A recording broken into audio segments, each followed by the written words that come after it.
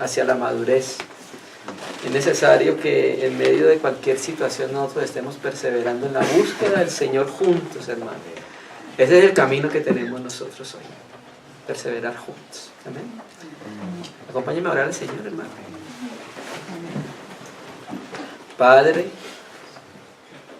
Señor, ten misericordia de nosotros. Susténtanos porque tú eres nuestro sustento, Señor. Señor, no tengas en cuenta lo que somos nosotros fuera de ti. Antes bien ten en cuenta lo que es tu Hijo en nosotros, Señor. Nos presentamos en Cristo, Señor, porque en Cristo somos escuchados y recibidos y aceptados, Señor. No nos presentamos en nosotros, nos presentamos en Cristo.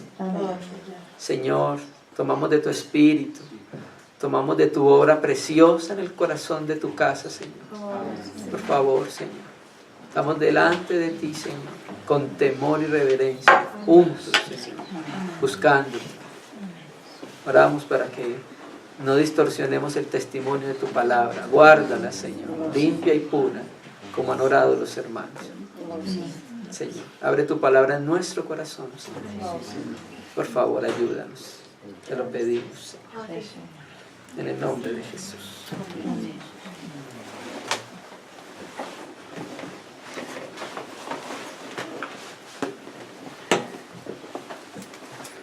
Hermanos, que la gracia y la paz de nuestro amado Dios y de nuestro Señor Jesucristo siga abundando en el corazón de la iglesia.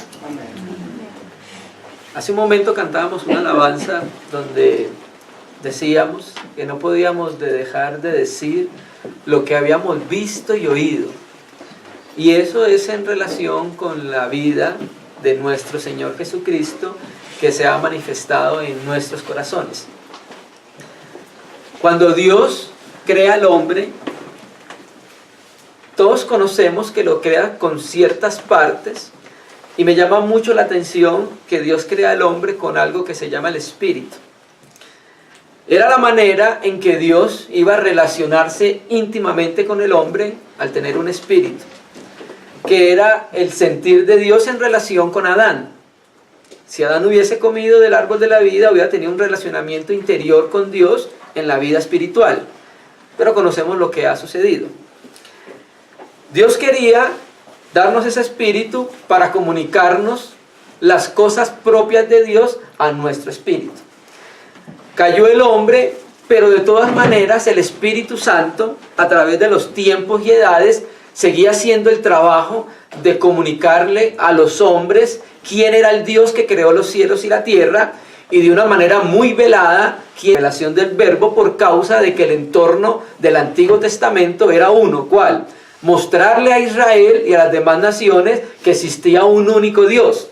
¿Por qué? Porque Dios se enfrentó muchas veces con los israelitas por politeístas.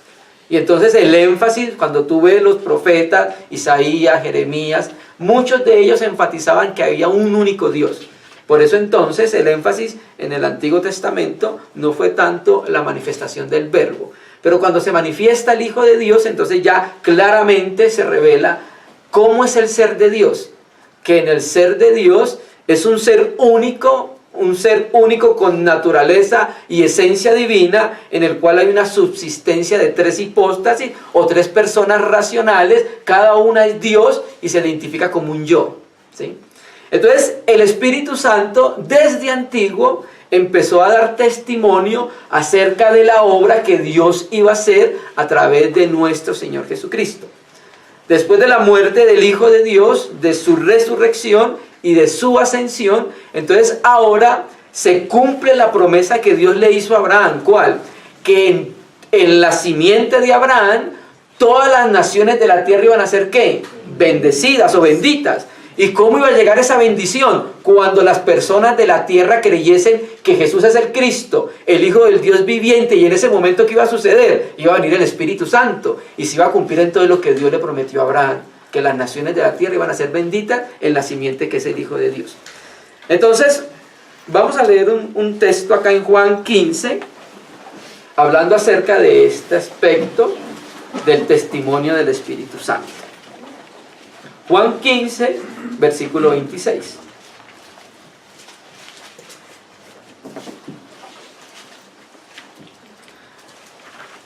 Juan 13, Juan 14, Juan 15, Juan 16, Juan 17, todos estos capítulos ocurren la noche que el Hijo de Dios fue entregado. Esa noche lavó los pies a sus discípulos, esa noche reveló muchas cosas acerca del Paracletos que los demás apóstoles y los escribas no dieron un testimonio.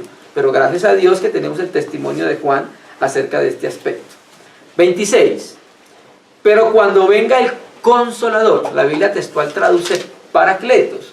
¿Por qué la Biblia textual verte Paracletos?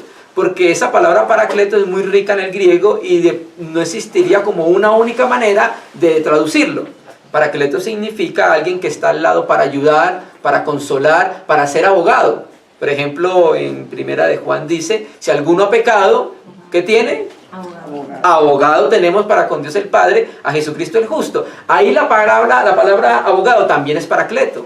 Entonces mire que en primera de Juan lo tradujeron los traductores de Reina y Valera, abogado, y aquí lo tradujeron consolador.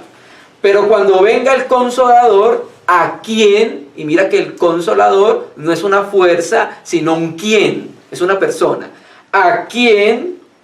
Yo os enviaré del Padre el Espíritu de verdad, el cual procede del Padre. Él iba a hacer algo en el corazón de la iglesia después de la partida del Hijo de Dios. ¿Qué iba a hacer? Él dará testimonio acerca de mí. Entonces, por estos versículos y muchos versos más del Nuevo Testamento, sabemos que el sentir y la intención del Espíritu Santo en el corazón de la iglesia es que dar testimonio acerca de la obra del Hijo de Dios. Y ese sentir que tiene el Espíritu Santo se lo ha comunicado ¿a quién? A la iglesia. Inicialmente empezó a mostrárselo a los apóstoles y ahora nosotros continuamos con ese servicio y ese testimonio. Verso 27. Y vosotros daréis testimonio también. ¿De qué daremos nosotros testimonio según el verso precedente? De Él, del Señor Jesucristo. Entonces el Paracletos iba a dar testimonio en el corazón de la iglesia acerca de quién es el Hijo de Dios. Y nosotros, cuando digo nosotros, me estoy refiriendo a cada uno de los creyentes sobre la faz de la tierra, íbamos a continuar dando ese testimonio de quién es la persona del Hijo de Dios, de su obra preciosa, de su encarnación, de su muerte, de su resurrección, de sus provisiones, ¿cierto? Me llama mucho la atención esta palabra testimonio, martirea, en el griego, está relacionada con martirio. Al principio, en los primeros siglos, la palabra martireo o martirio significaba alguien que daba testimonio. Pero a medida que los hermanos fueron muriendo, esa palabra fue relacionándose con la muerte de aquellos que morían por causa de Jesucristo. Por ejemplo, Justino, el filósofo, años 150, ¿sabe cómo le dicen en la teología patrística? El mártir. Entonces empezó a conocerse esa palabra con otra connotación de aquellos que morían por Cristo, ¿cierto? Por causa de tu testimonio. Entonces, el Espíritu Santo no solamente ha dado testimonio de Cristo desde el momento en que Él vino, sino que el Espíritu Santo ya desde el Antiguo Testamento dio testimonio acerca de la obra del Señor Jesucristo. Lo que pasa es que recuerde que en la economía neotestamentaria sucede algo. El Espíritu Santo toma de toda la obra que produjo el Hijo de Dios y eso que toma es comunicado en el corazón de la iglesia. En el Antiguo Pacto todavía el Hijo de Dios no se había encarnado, todavía no había ido a consumar su obra para que eso fuese comunicado a la iglesia. Más sin embargo, el Espíritu Santo desde antiguo siempre daba testimonio acerca de quién era el Hijo de Dios, ¿cierto? Y vamos a leer un texto para confirmar eso. Vamos a Juan 5, versículo 46, solo ese versículo. Juan 5, versículo 46.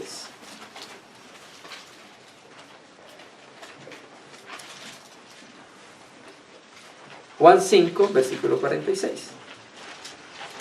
En el 30 tiene un subtítulo, Testigos de Cristo. ¿Verdad? Leamos solo el versículo 46. Entonces, el contexto es que los fariseos, los intérpretes de la ley, los principales de los judíos, no creían que Jesús era el Hijo del Dios viviente. Entonces el Señor los confronta porque ellos cada 8 días leían la ley en la sinagoga, en día de reposo. Y los confronta así. Porque si creyeres a Moisés, me creerías a mí. ¿Por qué? porque de mí escribió ¿quién? Él. ¿Qué vemos en esto implícitamente y relacionándolo con Juan 15:26? Que el Espíritu Santo en Moisés dio testimonio acerca del Hijo de Dios.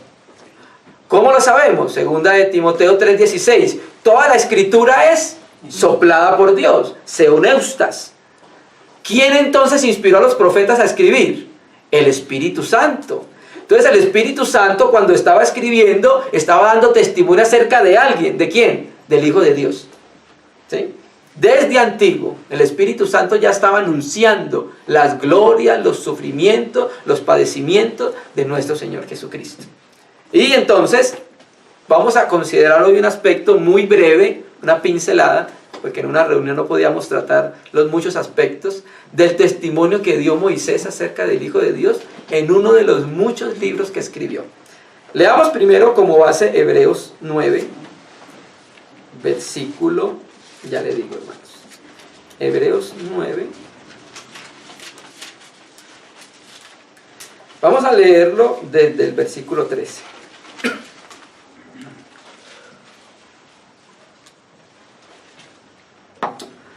Sabemos que el libro de Hebreos es un libro de contrastes. Hijo de Dios, los ángeles, el sacerdocio de Cristo, el sacerdocio de Aarón, Moisés y Aarón, la ley y Jesucristo, ¿cierto? Entonces explicando lo que veía el escritor acerca de todos los sacrificios que él veía en el Antiguo Testamento, dice el verso 13. Porque si la sangre de los toros y de los machos cabríos y las cenizas de la becerra rociadas a los inmundos santifican para purificación de la carne, cuánto más la sangre de Cristo, el cual mediante el Espíritu eterno se ofreció a sí mismo sin mancha a Dios, limpiará vuestras conciencias de obras muertas para que sirváis al Dios vivo. Este versículo que acabamos de leer, vamos a tomar este aspecto, no exhaustivamente, acerca de cómo Moisés dio testimonio acerca de Jesucristo, el Hijo de Dios, y de su obra. Eusebio, en Historia Eclesiástica, no sabemos si es cierto lo que dice Eusebio, pero Eusebio dice que Moisés conocía el nombre de Cristo y conocía el oficio de Cristo. Recuerde que la mayoría de los patrísticos utilizaban como base la Septuaginta, casi siempre. Cuando tú lo lees, ellos siempre citan la 70. Entonces, esto lo digo por causa de lo que vamos a considerar. Ustedes recuerdan que Josué no se llamaba Josué.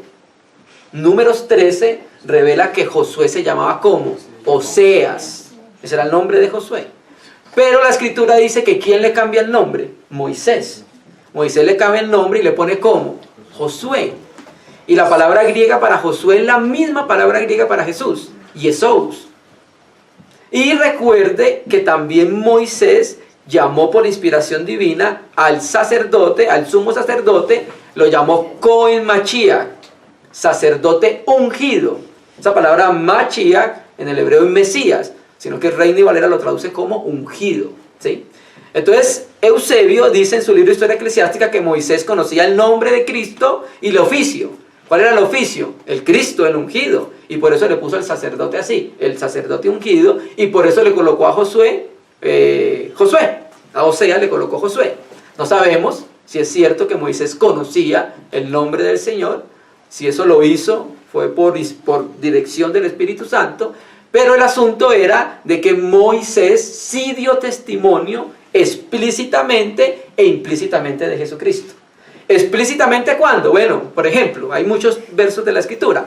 Uno de ellos, Deuteronomio, creo que es el 18, dice: el Señor os levantará profeta como a mí de entre vuestros hermanos. ¿Recuerda? Y el que no escuchare tal profeta será cortado del pueblo. Ahí Moisés está hablando claramente acerca de que iba a venir el Señor Jesucristo. Y cuando vemos el Nuevo Testamento, el mismo Señor Jesucristo utiliza pasajes del Antiguo Testamento que escribió Moisés, donde él se relacionaba con esa obra, de cierta manera. Por ejemplo, cuando está hablando con Nicodemo, y recuerdan que le dice que así como la serpiente fue levantada en el desierto, de la misma manera el Hijo del Hombre es necesario que sea levantado. Ahí hay una relación de la obra de Cristo en parte con el levantamiento del Señor Jesucristo. Y hay muchos ejemplos más del Nuevo Testamento. Por ejemplo, Moisés no dio el verdadero pan del cielo, ¿cierto? Yo doy el verdadero pan del cielo. Entonces ahí está relacionando, mostrando cómo Moisés estaba hablando acerca de alguien más, ¿cierto? Hermano, la Escritura es el testimonio acerca de una persona, de la persona del Hijo de Dios. Y es necesario entonces que cada vez más nosotros como iglesia estemos conociendo ese testimonio desde el interior, para darlo a conocer, porque dice lo que leímos, y vosotros daréis también testimonio. ¿Acerca de quién? Acerca del Hijo de Dios, ¿sí? Entonces vamos a mirar un aspecto muy rápido, no, como dijimos, no es algo exhaustivo. La vaca alazana, la becerra roja que aparece ahí en Hebreos 9, versículo 13. Vamos a leer Números 19. Vamos a solamente a considerar algunos aspectos de la obra de Jesucristo, testificada por Moisés a través del Espíritu Santo. Números 19. Bueno, entonces tenemos Números 18, la rebelión del primo de Moisés, Coré, ¿cierto? Tenemos números, en el mismo número 18 hubo un juicio. En el número 17, la vara de Aarón reverdece para darle testimonio al pueblo que Dios lo había colocado a Aarón como sacerdote y a sus hijos, ¿cierto? Número 18 vuelve, ratifica lo que les dijo anteriormente. ¿Cómo? Hablando acerca del sostenimiento de los levitas y de los sacerdotes. Seguía entonces el Señor dando testimonio acerca de eso. Y llegamos a Números 19. El contexto, tú sabes que en el capítulo 16 hubo una mortandad terrible por la rebelión que se levantó en contra de la autoridad que Dios estableció. Y en ese ambiente de muerte, llegamos al capítulo 19, donde se nos introduce un aspecto que es el aspecto de la vaca alazana. La vaca alazana es quizás uno de los aspectos más importantes del libro de Números. La vaca alazana tiene casi la misma importancia que en Levíticos el Yom Kippur, el día de la expiación, ¿sí? Entonces vamos a leer Números 19, versículo 1, y vamos a mirar entonces cómo Moisés testificó acerca de la obra del Hijo de Dios, ¿cierto? 1. Yahvé habló a Moisés y a Aarón diciendo, mire, en este contexto donde había muerte, donde hubo la rebelión, donde hubo una gran mortandad, esta es la ordenanza de la ley que Yahvé ha prescrito diciendo. Bueno, entonces vamos a ver entonces cuál fue la ordenanza del Señor en ese ambiente, en ese contexto. Di a los hijos de Israel que te traigan una vaca alazana perfecta, en la cual no haya falta, sobre la cual no se haya puesto yugo. Recuerden que esto en Números es en el contexto del desierto. Aún no habían entrado a la tierra prometida, a Canaán. Y todo lo que sucede en el libro de Números y en Levíticos ocurre en el desierto. Desde ese ángulo es que debemos leer nosotros el libro de Números, ¿cierto? Entonces lo primero que dice, di a los hijos de Israel que te traigan una vaca alazana. La palabra hebrea para alazana, los hermanos que conocen hebreo, es Adón, alazana, Adón, pero este Adón es con M, está el Adón con N. Por ejemplo, ese Adón aparece en Salmo 110, versículo 1. Dijo Yahvé a Adón, ¿sí? Reina Valera 60 traduce, dijo Jehová a mi Señor. Dijo Yahvé a Adón, ese Adón es con N, que se traduce Señor. Este Adón es con M, y este Adón viene de Adán, ¿sí me entiendes? Que significa algo así como rojizo, ¿sí? Entonces lo primero que nosotros podemos considerar en este aspecto de relación de la vaca roja es la relación que tiene el Señor Jesucristo con la humanidad. que para poder redimirnos, lo primero que tenía que hacer era encarnarse, ¿sí? Y no sabemos si Moisés conocía todas estas figuras, tipos o simbologías, pero nosotros hoy, en nuestro tiempo, por el testimonio del Espíritu Santo, a través de lo que ha revelado el cuerpo de Cristo, sabemos que está hablando estrictamente, específicamente del Hijo de Dios. Claro que también tú vas a encontrar eclesiología, porque también hay un trabajo, porque recuerde que está el tabernáculo de reunión, que nos habla también de Cristo con la iglesia, ¿sí? Pero hoy solamente vamos a considerar algunos aspectos de cristología, naturalmente que tendrá una aplicación al final eclesiológica. Entonces lo primero que podemos decir es, la vaca alazana hace relación, como su nombre lo dice, a la encarnación. Pero esa vaca tenía unas particularidades. Uno, ¿cómo tenía que ser? Tamín, perfecta. Esta palabra aparece en el Éxodo 12, donde se habla del Cordero Pascual, que el Cordero Pascual tenía que ser ¿cómo? Sin tacha, ¿sí? Entonces era uno, perfecta, en la cual no haya falta. Vamos a mirar su correspondencia en el Nuevo Testamento. Vamos a ir a Primera de Pedro, y deje marcado número 19, que vamos a volver ahorita ahí. Solamente vamos a ver algunos aspectos, hermano. Números, Primera de Pedro 2. Vamos a leer el verso, a ver, ya les voy a decir, 22. Entonces, ¿cómo debía ser la vaca alazana? Perfecta, sin contaminación, sin que haya ninguna falta en ella, ¿sí? Naturalmente que aquí estamos leyendo entre líneas, porque estaba apuntando algo mucho más, porque ya lo leímos en Hebreos 9:13, porque la sangre de ellos, ¿qué no podía hacer? Limpiar la conciencia del pecador. ¿Por qué? Porque una vez que ofrecía el sacrificio, tenía que volver a repetirlo. Entonces, ¿qué era eso? Su conciencia todavía le decía que había algo pendiente, que había una deuda, ¿sí?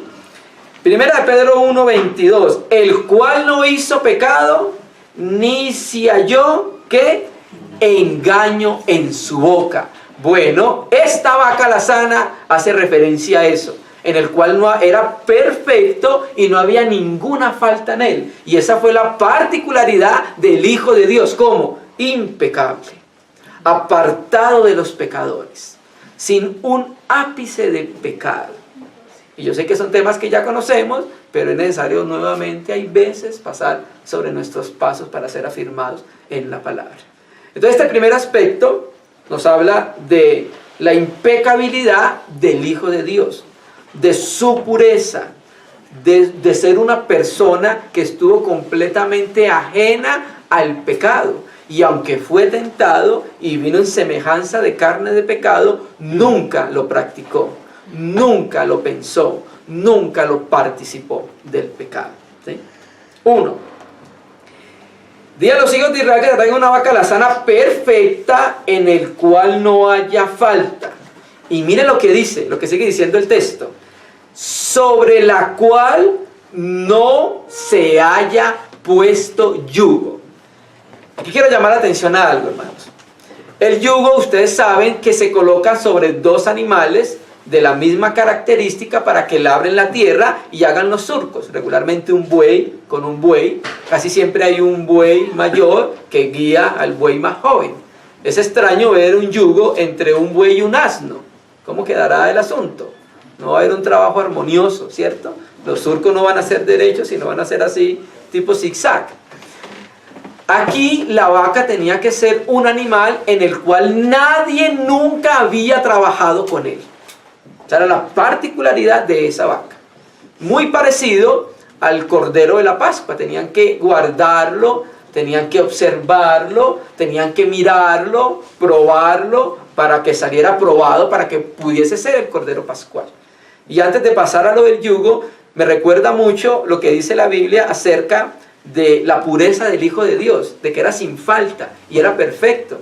Muchas personas dieron testimonio acerca de la perfección del Hijo de Dios. ¿Ustedes recuerdan el centurión cuando lo estaban crucificando y qué dijo? Verdaderamente este era el Hijo de Dios. Cuando se lo llevaron a Poncio Pilato, ¿qué dijo? No haya falta en este hombre. Cuando estaba en la cruz los ladrones, uno dijo, pero si este hombre no ha hecho nada malo, este hombre es un justo, ¿cierto? Entonces el continuo testimonio en Israel era la pureza del Hijo de Dios. Tenía buen testimonio de todo el mundo, ¿cierto? Entonces, este aspecto es el segundo aspecto que nadie debió haber trabajado con él. Lo que hemos entendido es que habla de un aspecto. Vamos a leerlo en Juan 14 y volvamos nuevamente allá. Juan 14, ya les voy a decir el versículo 30. ¿No? En el mismo contexto, en la noche que fue entregado. Juan 14, versículo 30. No hablaré ya mucho con vosotros, porque viene el príncipe de este mundo. Y mira esta frase tan enigmática. Y él, ¿quién es él? El príncipe de este mundo, nada tiene en mí.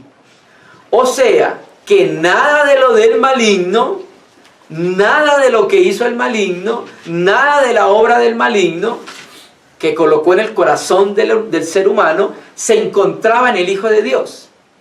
¿Cómo podemos entender esto relacionándolo con que nunca tuvo yugo? El diablo nunca pudo trabajar con el Hijo de Dios. Era sin yugo. En cambio nosotros, ¿sí me entiendes? ¿Recuerda? ¿Recuerda lo que dice la Biblia? Creo que eso es en Romanos. El que es vencido por alguien se vuelve esclavo del que lo venció. Entonces el diablo no pudo esclavizar al Hijo de Dios. El Hijo de Dios lo venció en todos los aspectos.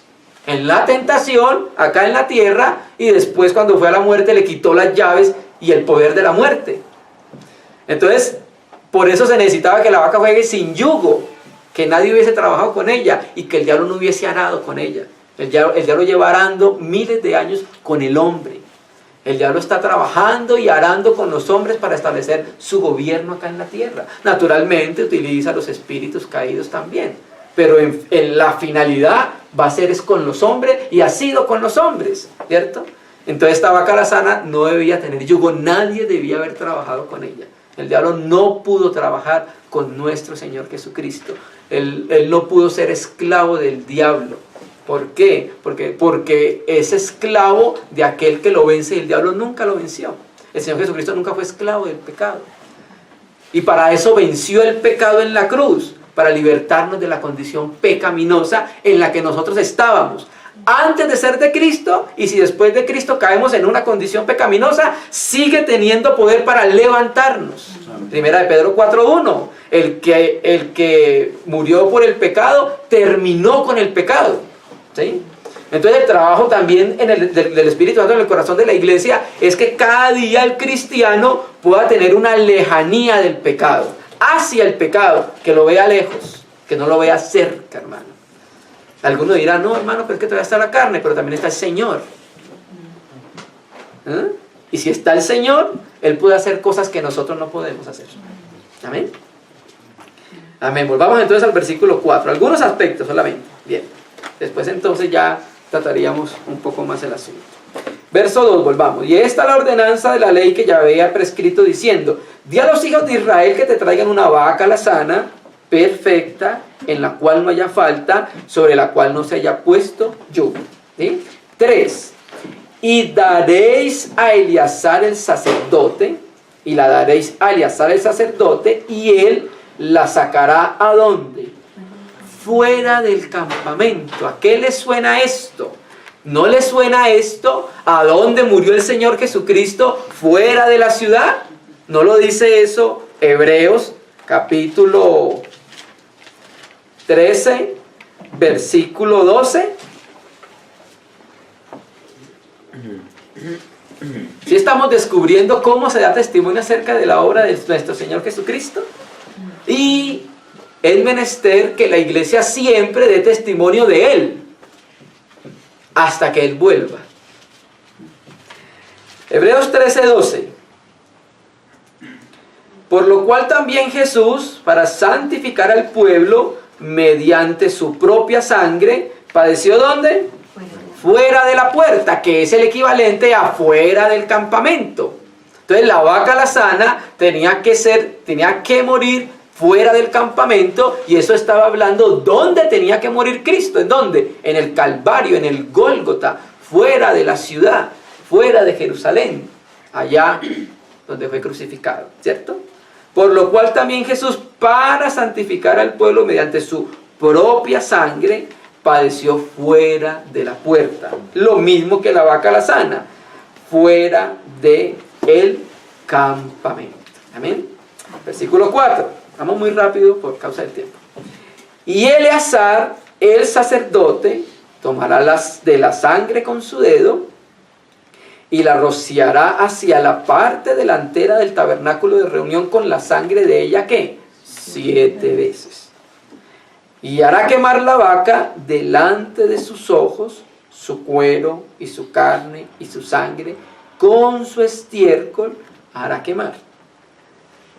Luego, después de que se quema,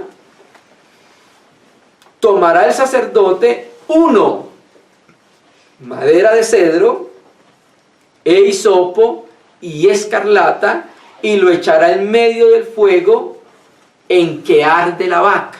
¿Listo? Entonces, mira lo que está sucediendo acá. Se saca la sangre de la vaca alazana, se rocea el tabernáculo, no los israelitas, el tabernáculo, ¿cierto? Luego la vaca se coloca en fuego y se cogen tres materiales para que se consuma juntamente con el fuego, que es la madera de cedro, el hisopo y la escarlata. Todos estos aspectos, madera de cedro, hisopo y escarlata, nos hablan de la humanidad de nuestro Señor Jesucristo en todos sus aspectos. Porque ustedes saben que la madera de cedro se utilizó para la construcción de muchos utensilios en el Antiguo Testamento. Pero el hisopo era algo que no tenía casi valor. Ustedes recuerdan que Salomón dice el hisopo que nace en la pared. Y el hisopo era utilizado para purificación. Por ejemplo, cuando Israel en el desierto, cuando Dios dio las leyes, y entonces Moisés tomó la sangre del cordero y tomó hisopo y purificó al pueblo. El hisopo era algo que no tenía mucho valor. De la misma manera es lo que vieron algunas personas acerca del Señor Jesucristo, sin atractivo, ¿cierto? Entonces todo esto se toma y se lleva al fuego. Versículo 7. Y el sacerdote lavará luego sus vestidos, lavará también su cuerpo con agua, y después entrará en el campamento y será inmundo el sacerdote hasta la noche. Algunos aspectos que no vamos a considerar por el tiempo. 8. Asimismo, el que la quemó lavará sus vestidos en agua, también lavará en agua su cuerpo y será inmundo. ¿Hasta dónde? Hasta la noche. Verso 9. Y un hombre limpio recogerá las cenizas de la vaca. Ustedes saben que el último estado de la materia es la ceniza. Aquí estamos viendo nosotros lo relacionado con el primer sacrificio que aparece en Levítico. ¿Recuerdan cuál es? El holocausto. ¿Cuál era el holocausto? El holocausto era un sacrificio del cual nadie participaba. Era para ofrecérselo únicamente a Dios, para que subiera como olor agradable a nuestro Dios. No es que Dios tenga narices, pero es una manera de referirse de cómo Dios aceptaba el sacrificio, ¿cierto? Entonces aquí, en este aspecto, vemos nosotros que la vaca fue hecha, ¿qué? Ceniza. O sea, estamos viendo la obra del Hijo de Dios. El Hijo de Dios fue consumido para dar redención y para dar salvación al hombre. Era necesario que el grano de trigo cayese en tierra y muriese, porque si no es consumido, si no es llevado a ceniza, no puede lograr la redención de los hombres. Y no solamente la redención, la conformación de los hombres. Uno de los aspectos más importantes que hemos visto en la palabra es la edificación, o oikodomeo, el construir una casa. Dios está muy interesado en edificar a los creyentes, pero para edificarlos naturalmente hay que salvarlos. Pero el aspecto importante de Dios es la conformación. Era necesario entonces, pues, que el Hijo de Dios viniese para que cumpliese su obra de redención y siguiera trabajando en su obra de conformación. Entonces, esto nos habla de cómo el Hijo de Dios fue consumido, fue entregado por nuestros pecados para darnos redención y para seguir edificándonos a través del Espíritu Santo. Y el hombre limpio recogerá las cenizas de la vaca y las pondrá fuera del campamento en un lugar limpio y las guardará en la congregación de los hijos de Israel para el agua de la purificación. Es una expiación. Entonces miren lo que se iba a hacer con esta ceniza. Esta ceniza iba a estar fuera del campamento en un recipiente con agua, y es extraño porque aquí dice que es agua de purificación, es una expiación. Todo esto el Hijo de Dios lo hizo, ¿para qué? Para purificar un pueblo, para que sea celoso y santo de buenas obras. Todo esto que estamos leyendo acá lo hizo el Hijo de Dios para purificarnos a nosotros. Aunque algunas veces el texto dice purifíquese a sí mismo, ¿cierto? Eso parte desde la obra que el Señor Jesucristo hizo. Una persona en la cual no haya sido impregnado de la obra del Hijo de Dios no puede ser purificado.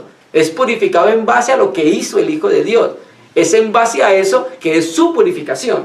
Leamos el texto correspondiente en el Nuevo Testamento, uno de los muchos. Tito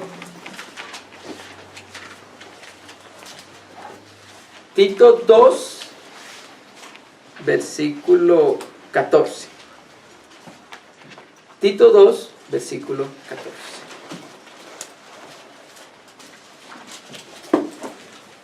Tito 2, versículo 14. Entonces dice el versículo 3, nuestro Señor Jesucristo, quien se dio a sí mismo por nosotros para redimirnos de toda iniquidad.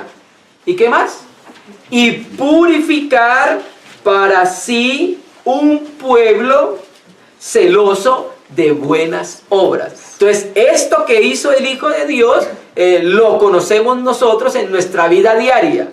Él nos va purificando a través de toda su obra preciosa. ¿Para qué? Precisamente para que seamos introducidos, para que tengamos deseos y anhelos de participar en las obras que Él preparó de antemano para que cada creyente camine en ellas, hermano.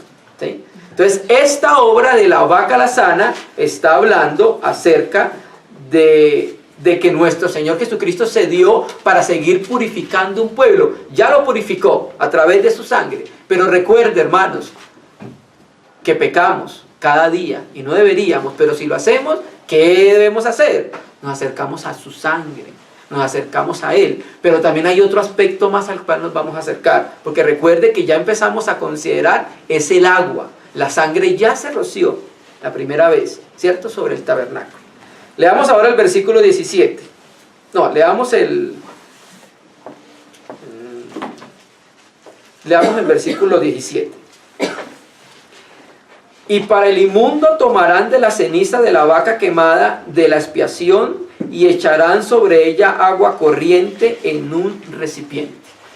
La Biblia textual donde dice corriente, aquí la tiene nuestra hermana, dice vivas. Agua corriente son aguas que son vivas, ¿cierto? Entonces, esta ceniza se echaba en un recipiente con aguas vivas. Cuando nosotros leemos aguas vivas, ¿a qué nos va a llevar la misma escritura? Juan 7, 37, 38 y 39. Si alguno tiene sed, venga a mí beba, y como dice la escritura, de su interior correrán ríos de agua viva. ¿Sí? Y entonces Juan explica, esto decía acerca de ¿qué? Del espíritu de que habían de recibir los que creyesen en él, porque todavía no había espíritu. ¿Cierto? Así dice la Biblia textual, no había espíritu. No había espíritu en el sentido económico. Sí había espíritu porque Dios es omnipresente y siempre ha existido, y el Espíritu Santo es Dios. Pero no había en el aspecto que todavía no había tomado la obra de Cristo en su glorificación, ¿cierto? Entonces, aquí entonces podemos ver nosotros que la ceniza se mezclaba con el agua, ¿cierto? La obra de conformación de Dios es una obra del ser de Dios. Es una obra del Padre, es una obra del Hijo y es una obra del Espíritu Santo. Ahora entonces vamos a llegar a la aplicación de lo que estamos considerando. Ustedes saben, lo que acabamos de decir, que el contexto en el cual se está hablando de la purificación era por la muerte que había en Israel en su entorno. Murieron muchísimas personas. No recuerdo el número exacto, pero había mucha mortandad en el pueblo por causa de la rebelión de Coré y su séquito, ¿cierto? Entonces, leamos el versículo 11. Entonces, mire para qué era el agua con la ceniza, la madera de cedro, el hisopo y el último. Y el hisopo, mire para qué era todo esto. El que tocare cadáver de cualquier persona será inmundo 7 días. Verso 12. Al tercer día se purificará con aquella agua y al séptimo día será limpio. Y si al tercer día no se purificare, no será limpio el séptimo día. El pecado que produce, Romanos 5:12, muerte. Entonces la participación con el pecado va a traer muerte. Entonces el agua aquí en este contexto, con la obra de Cristo, el Espíritu Santo, con la obra de Cristo, va limpiando a la iglesia de lo que produce el pecado, que es la muerte, porque era precisamente en ese entorno que se tenía que purificar la persona cuando tocaba cadáver, ¿cierto? Hermano, y recuerde, estamos en un mundo que fue juzgado por Dios. Estamos en un mundo que huele a mortecina.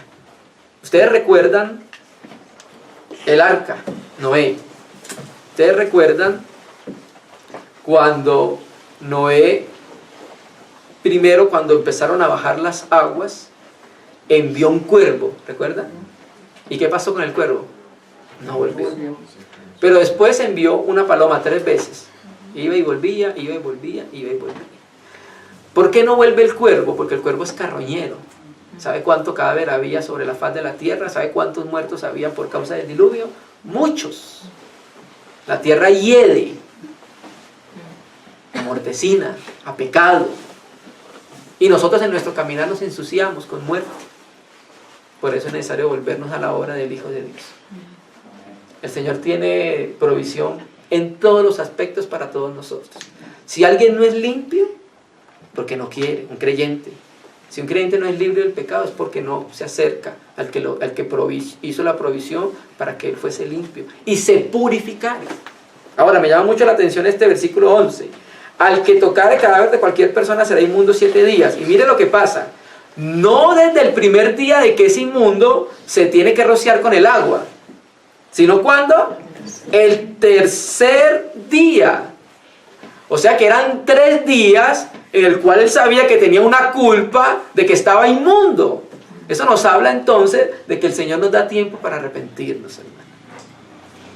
Cuando pecamos, el Señor entonces está esperando que todos procedamos a arrepentirnos, ¿sí? Y que Él nos limpie con su sangre, pero también recuerde una cosa, ahora estamos hablando del agua, ¿cierto? Aquí el aspecto es el agua. También nos limpia con agua. Agua en la Biblia tiene muchas connotaciones, pero para lo que estamos leyendo tiene 2 connotaciones. Ustedes recuerdan la noche que el Señor fue entregado, Juan 13, ¿cierto? Y entonces Pedro, el Señor se ciñe y empieza a limpiar, a lavar los pies de los discípulos. Entonces Pedro pues sabía que eso era un trabajo de un esclavo, y Pedro dice, no, tú eres el Señor, ¿cómo me vas a lavar los pies? Entonces el Señor le dice, no, es necesario, deja que lo hagamos, Pedro.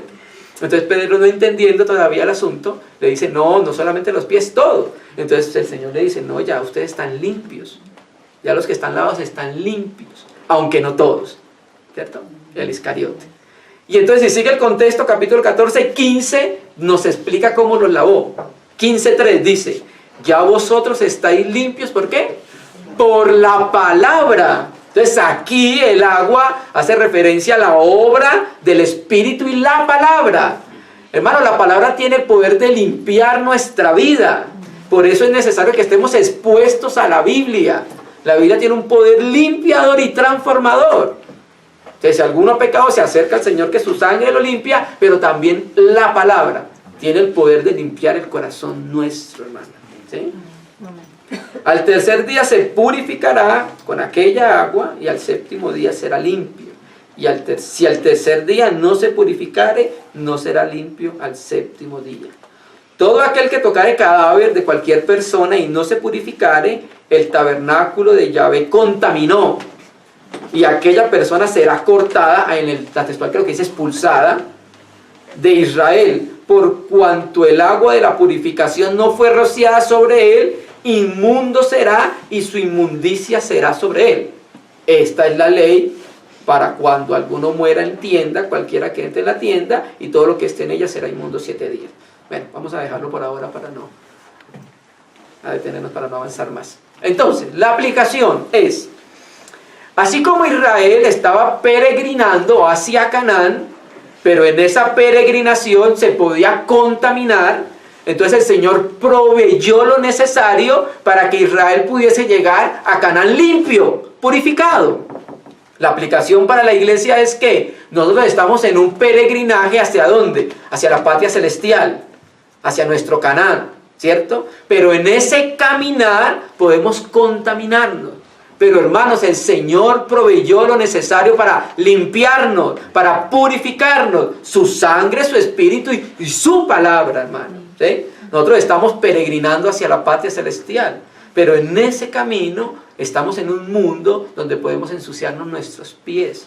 Por eso es necesario que constantemente estemos expuestos a la palabra, al Espíritu del Señor, para que nos vaya limpiando, para que vaya renovando nuestra mente, hermanos. Amén. Entonces lo que hicimos hoy fue dar testimonio con Moisés acerca de la obra de Jesucristo. Nosotros sí creemos que Moisés habla acerca del Señor Jesucristo. Amén. Ese es el testimonio del Espíritu en el corazón de la iglesia. El sentir del Espíritu Santo es siempre llevar a la iglesia al testimonio del Hijo de Dios.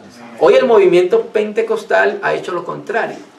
Ha colocado el Espíritu Santo como alguien sobre el cual él mismo está dando testimonio. No.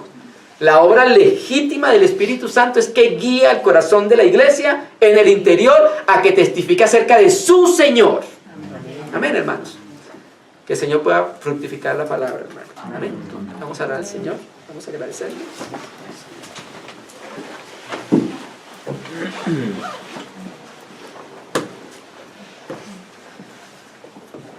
Padre, tú desde los cielos dijiste, este es mi Hijo amado, a él oí. Y tú también, Espíritu Santo, viniste a dar testimonio acerca de tu Hijo. Hoy nos sumamos al sentir del Padre y del Espíritu, que es dar testimonio acerca de la persona gloriosa de tu Hijo. Señor, no nos cansaremos de apreciar y contemplar tu obra, Señor. Una obra preciosa y una obra sublime y una obra muy necesaria para nosotros. Gracias por hacer todo lo que hiciste a nuestro favor, Señor. Estamos muy agradecidos. Queremos tomar siempre de ti, de aquello que tú hiciste, Señor. Ayúdanos a volvernos a ti. Si hemos pecado, nos colocamos en tu sangre para que nos limpie de todo pecado y nos exponemos a tu Espíritu y a tu palabra para ser limpios, Señor. Queremos presentarnos limpios ante nuestro Señor. Gracias por la comunión en el Espíritu, Señor. Gracias por tu Espíritu en nuestros corazones que nos lleva a ti, Señor. Gracias porque sabemos que tú, oh Hijo de Dios, glorificas al Padre y das testimonio de tu Padre. Gracias, Señor. Santifica tu palabra porque ella es verdad en nuestros corazones. En el nombre de Jesús. Amén.